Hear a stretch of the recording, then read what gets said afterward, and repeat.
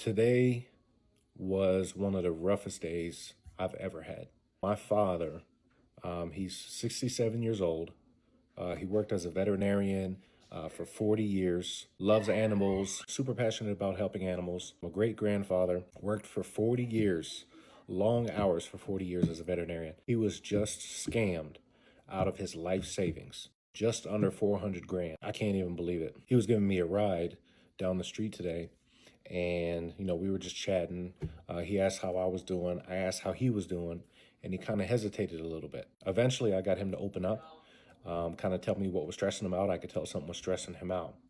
And he said his identity had been stolen and that the IRS and the FBI were helping him to recover his identity and protect him from the downfalls of having your identity stolen. He continued to tell me that these scammers told him that the only way to protect his money, he had saved up a large retirement for himself. The only way to protect that money from these people, supposed people who had stolen his identity, were to liquidate all of his assets, buy gold bars, and hand these gold bars off to some people, some strangers who claim they're from the government, put it in a special account, and then once his identity has been protected, he'll get that money back. He did it. He emptied out his entire savings. 67, that's not the oldest person ever, but my father is tired. He's got some health issues. He is not fully capable of protecting himself, especially from online scams, things that test your mental. He's really no match for that. So he did it. He emptied out his entire life savings, just under 400 grand. He bought gold bars, and people came to his house, and he handed them the gold bars, his entire savings worth of gold bars. That might have been 2 days ago now, 3 days ago, and he's just telling me now, but apparently he's been in contact with these people for 3 weeks, 3 or so weeks. I am just heartbroken for my father. We're taking steps with the FBI, with local police. I want to know, has anybody else dealt with this type of scam, with an elderly parent, with anyone? This gold bars scam. Your identity has been stolen, so you need to take everything you own, liquidate it, and turn it into gold bars and give it to us, and we'll keep it safe for you and give it back to you later. Has anybody else dealt with this? Any support would definitely be appreciated, guys. Thank you so much. This is very sad to see. This guy's father lost $400,000 instantly. That's his entire life savings. He was probably saving up for retirement, and now he can't retire. This is very sad to see. A lot of people are falling victim to scams in this day and age, especially with the rise of artificial intelligence. It's very easy to impersonate other people or sound like an official representative from a major bank company. Just be careful about giving out your account information, your bank information over the phone, online, through email. The best and safest way to do that stuff is to go directly in person to a branch. And if you don't have an in-person branch, such as Wells Fargo or Chase, just be very careful who you're talking to, because these employees are not going to ask for your bank information through the phone. Just keep that in mind. Make sure we're educating our older generation about how to stay safe online so we don't fall victim to any of these scams. Take a look at the rest of these clips. I was scammed out of $13,000 this weekend. I was out shopping, doing the dilly-dallying at Home Goods and Michael's and Target and TJ Maxx, and just trying to get stuff for Christmas and the holidays. And I get a text message from my bank saying, "Hey, did you just have this transaction in Home Goods?" I'm like, "Yeah, that was me. This was the amount. Yep, was me." Right after that, I got a phone call, and they were like, "Hey, you sent a text message in regards to this home goods transaction. We just want to confirm, yes, this is you. No, it was not. I'm letting them know, yeah, I responded to a text message. Yes, it was me. They said, okay, thank you so much for confirming. They said, well, what about this transaction for $3,000? I'm like, what do you mean $3,000? No, baby, I'm spending like $300, not $3,000. No, that's not me. I said, okay, the $3,000 is not you. What about the $2,000? There's also one for $6,000. I'm like, what do you mean? I'm not attempting these transactions. All I'm doing are these little transactions that are at Michael's. None of them over exceed $300. So no, that's not me doing these other transactions. They're like, okay, we're gonna go ahead and do what we need to do in regards to your account. And I said, okay. 2 hours later, I get another phone call from my bank, which was actually my bank. And they're saying, okay, these transactions for $2,000, $3,000, not even mentioning the smaller transactions that I had just did. My actual bank said, we never called you today. We are calling you about these $1,000 transactions. We never would have called you for these other transactions. This is usual for you. They said, man, we never called you today. And they're like, okay, what did they say to you? I said, they're saying everything that people usually say. You know, can you confirm your name, your date of birth, you know, all of the information. They knew where I was shopping. And they said this was an AI generated voice. They said this is an AI generated voice scam, and this is how they are able to get people, because they sound legitimate. They sound like they are at work. They sound like they're able to assist you, but this is not what's going on. They said your entire account is drained. $13,000. This didn't happen to me this weekend, but AI voice scams are so scary and so real, because you think that you're talking to a real human. You think that you're talking to a real person. Always hang up and call your bank directly. Even if that is your bank calling you and you are unsure, hang up and you call them back. They'll be able to assist you. I hope you're having a better day than me, because I just got home in my hometown. Say hi, Mom. Hi, Mom. That threw me off for a second.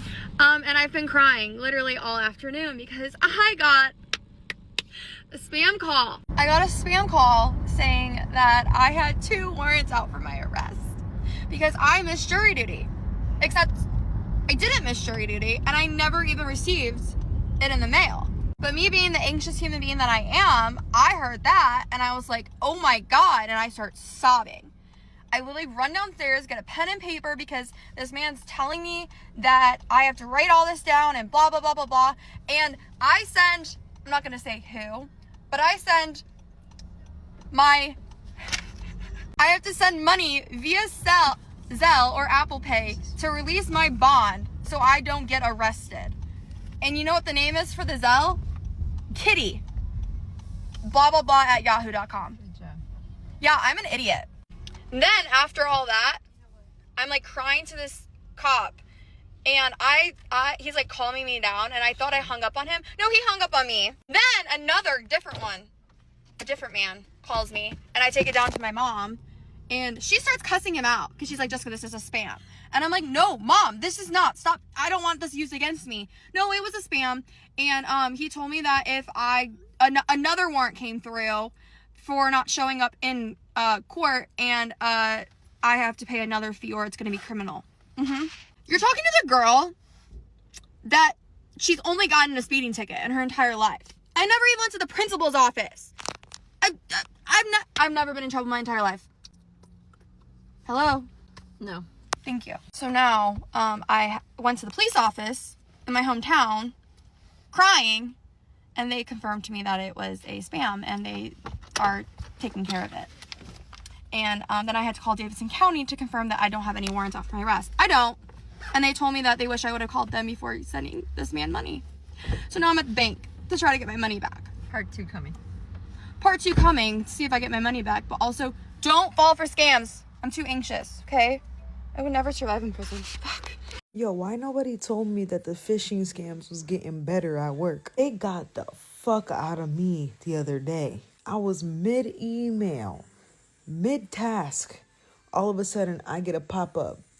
New remote work policy.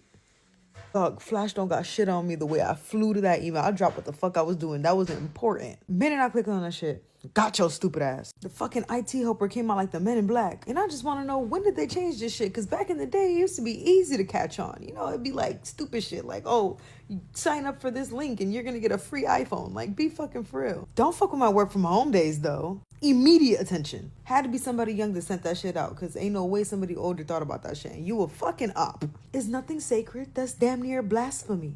I know they were sitting at their desk laughing too. Like, why would you do that? Why would you fuck with the one good thing? The one good thing. I know the point is to trick us, but damn, some things should be off limits. I'm finna call HR. Let me tell y'all something. If you come direct messaging me talking about something, hey, can I ask you a question? And I'm gonna respond. And you respond with some foolishness about, oh, what would you do if $2,500 is in your account or $1,500 is in your account? Guess what? You are getting blocked and reported. Blocked and reported. Because you are a scammer. You scam. You've been figured out. You are a scammer and you are going to get reported to TikTok Incline. Get off my page. Get off my messages playing. Because what you need to be worried about what I'm going to do with $2,500. What business of yours do you have to be worried about mine? Tell me. You going to jail. You are a scammer. Don't come playing on this phone because you going to get reported. I don't understand how people are still falling for money scams in 2025 because there's a lady who lost her last $100 because some random guy added her on Snapchat and said, hey, if you send me $100, I'll flip it into $2,000 and we can split it 50-50. And she sent him the money. And in her video, she said that she trusted him because he kept saying that he wasn't going to scam her. And here's a rule of thumb. If somebody keeps telling you, hey, I'm not going to scam you, they are 1,000% scamming you. Like, that is just a dead giveaway. But honestly, you shouldn't even be in that position in the first place because why are you trusting random people saying, hey, I can flip your money real quick and easy? And like, part of me felt bad for the lady, but also it's like, you got to have some critical thinking skills because if something is too good to be true, especially about money, it is. And especially when it comes to money, you shouldn't trust a lot of people with your money. But you really shouldn't trust somebody who just added you on Snapchat that you don't know. That's the last person you should be trusting. But these types of scams have been going on forever, and so many people fall for them every single time. And like, it's a little bit concerning how many young people are falling for it because like, with older people not so good with technology, you can kind of see it more. But with younger people who, you would think would know what a scam is, a lot of them fall for it. Y'all, I just got scammed out of $150. And I'm pissed. Like, I'm about to call the police. Let me tell you, I should reword this because me and my boyfriend got scammed out of $300, okay? He paid $150 and I paid $150. Let me tell you how it happened. Mainly, if you are in Cincinnati and hopefully you don't make the same mistake, the same stupid mistake I did. So, I'm sure nobody else will, but I fell for it, and I'm not even a gullible person. Like, I'm not. I don't trust people at all. Like, I've literally never been scammed before in my life. Not kidding. So, I'm on Facebook, okay?